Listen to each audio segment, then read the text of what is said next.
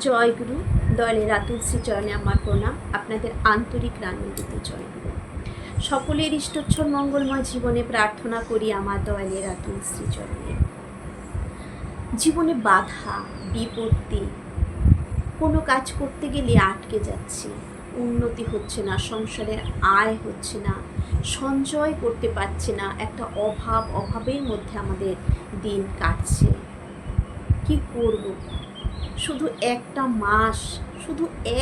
মাস শুধু এভাবে ইষ্টভৃতি করুন, শুধু একটা মাস এভাবে ঠাকুরকে নিবেদন করুন। দেখুন জীবনের বাধা কেমনভাবে কেটে যায়। শুধু কিছু কিছু কাজ আছে যে ঘুম থেকে ভোরবেলা ওঠার পর থেকেই কয়েকটা জিনিস করলে জীবনের সব বাধা দূর হয়ে যাবে। জীবনের পথগুলো, দুয়ারগুলো খুলে যাবে আপনার জীবনে ধীরে ধীরে। আপনি নিজে বুঝতে পারবেন যে কিভাবে আপনার জীবনটা সুন্দর হওয়া শুরু করেছে, কিভাবে আপনি শান্তি পাচ্ছেন। আপনি নিজে অনুভব করতে পারবেন, কারো বলে আর করাতে হবে না। নিজের জীবনের শান্তি সুখ নিজে অনুভব করতে পারবেন। আসুন সেটাই জেনে নেব। যেমন কিভাবে কি বলে অগ্নিহোত্রী করার মধ্য দিয়ে আমাদের সুখ আসে, আমাদের গৃহলক্ষ্মী ঘরে থাকে। অগ্নিহোত্রী আমাদের আর্যদের, আমরা তো আর্য, আমাদের আর্যদের অবশ্যই করণীয়। ঠাকুর বলেছেন কোন মন্ত্রটি পাঠ করে অগ্নিহোত্রী করতে হয়। আমরা কি অগ্নিহোত্রী আদৌ রোজ করছি নাকি করছি না? আসুন জেনে নিন। আমরা অগ্নিহোত্রী রোজ করছি। ঠাকুর বলে গেছেন 23তম আলোচনা প্রসঙ্গে যে ইষ্টভৃতি যারা ঠিকঠাক করে, ইষ্টভৃতির মাধ্যমেই আমাদের অগ্নিহোত্রীটাও ফুলফিল হয় ইষ্টভৃতির মাধ্যমে। তাহলে ইষ্টভৃতি আমরা রোজ করছি, তার মানে আমরা অগ্নিহোত্রীও রোজ করছি। কি বলে ঠাকুর বলেছেন এটা, কি বলে অগ্নিহোত্রীটা করতে হয়? মানে আমরা যখন ইষ্টভৃতি মন্ত্রটা পাঠ করছি, তারপর আমাদের ঠাকুরকে বলতে হবে যে ঠাকুর, আমি আমার শ্রদ্ধাকে আহুতি দিতেছি। এটা হচ্ছে অগ্নিহোত্রীর মন্ত্র, এটা ঠাকুরের বলা। কিন্তু এটা আপনারা পেয়ে যাবেন আলোচনা প্রসঙ্গের 23তম খণ্ডে, যে ঠাকুর নিজে বলেছেন অগ্নিহোত্রীর মন্ত্র হচ্ছে আমি আমার শ্রদ্ধাকে তোমাকে আহুতি দিতেছি, তুমি গ্রহণ করো পিতা। ইষ্টভৃতির পর এই মন্ত্রটা বলে ঠাকুরকে ইষ্টভৃতিটা দেবেন। দেখবেন ঠাকুর নিজে হাতে ইষ্টভৃতিটা গ্রহণ করছেন, আপনি এটা দেখতে পারবেন। আপনার এই আজ্ঞা চক্রের মধ্যে আপনি দেখতে পারবেন যে ঠাকুর কিভাবে ইষ্টভৃতিটা গ্রহণ করছে। যখন আপনি এই কথাটা বলে এইভাবে ঠাকুরকে দিবেন যে ঠাকুর, আমি আমার শ্রদ্ধাকে তোমাকে আহুতি দিতেছি, দেখবেন আপনি বুঝতে পারবেন ঠাকুর হাত পেতে এভাবে গ্রহণ করছে ইষ্টভৃতি। শুধু এইভাবে করুন। আচার্যদেব বলেছেন ইষ্টভৃতির মন্ত্র আমরা শুধু যান্ত্রিকভাবে, যখনই জীবনে বাধা বিপত্তি গোলযোগ শুরু হয়, তার মানে আপনি ইষ্টভৃতি ঠিকঠাক করছেন না, মনে করছেন ইষ্টভৃতি করছি, কিন্তু ইষ্টভৃতিটা আপনার যান্ত্রিকতায় পরিণত হয়েছে, সেটা আবেগ ভালোবাসা দিয়ে হচ্ছে না। তাই ইষ্টভৃতিটা আপনার কাছে যান্ত্রিক। আপনি মনে করছেন ইষ্টভৃতি করছি, কিন্তু ইষ্টভৃতিটা আপনার ঠিকঠাক হচ্ছে না। তাই জীবনে বাধা, তাই জীবনে ইষ্টভৃতির ফল যে সে ফলগুলো আমরা পাচ্ছি না। ইষ্টভৃতি হলো নিকুম্ভিলা যজ্ঞের সমান, এর থেকে আমরা কত ফল পেতে পারি, কিন্তু আমরা পাচ্ছি না। কেন পাচ্ছি না? এই ভুলগুলোর জন্য আমরা যান্ত্রিকভাবে ইষ্টভৃতি মন্ত্র উচ্চারণ করছি, মুখস্থ করছি, ঠাকুরকে দিয়ে দিচ্ছি। মানে এটা একটা যান্ত্রিক, দিতে হচ্ছে দিচ্ছি, সেখানে কোনো প্রাণতা নেই। আমরা যে ব্রাশ করি তার ভেতরেও ভালোবাসা আছে।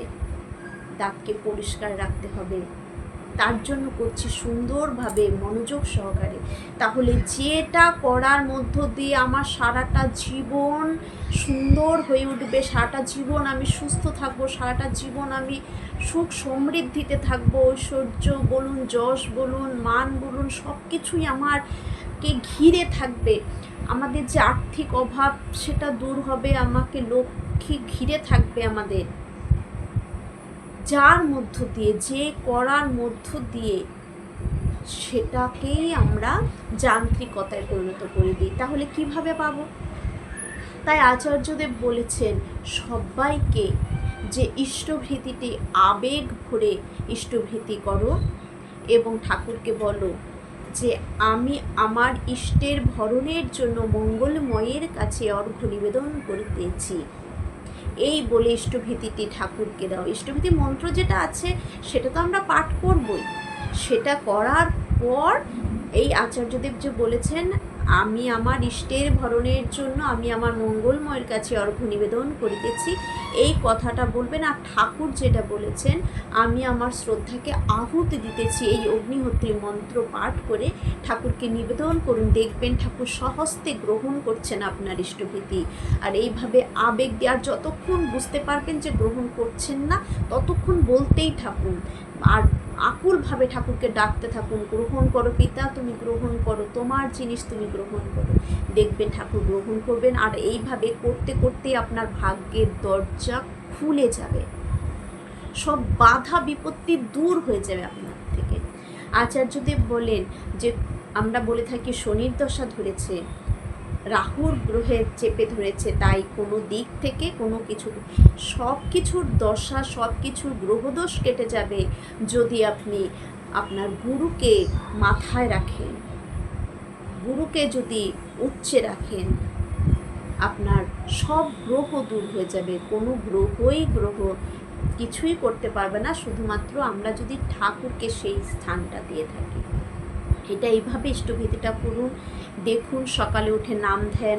আর ঠাকুর বলেছেন ভোরবেলা, কেন বলেছেন? সেখানে তো করার কোনো কারণ আছে। ভোরবেলাটা ওই করার মধ্য দিয়ে আরও আমার উন্নতি হবে। আমি আমার নিজের জীবন দিয়ে করছি। আমিও আগে ইষ্টভীতি করতাম, 7টায় করতাম, 8টায় করতাম, তখনকার জীবন। আর যখন থেকে আমি এই অতি প্রত্যুষে উঠে নাম ধ্যান করে ইষ্টভীতি করছি, আমি আমার জীবনের পরিবর্তন দেখতে পাচ্ছি।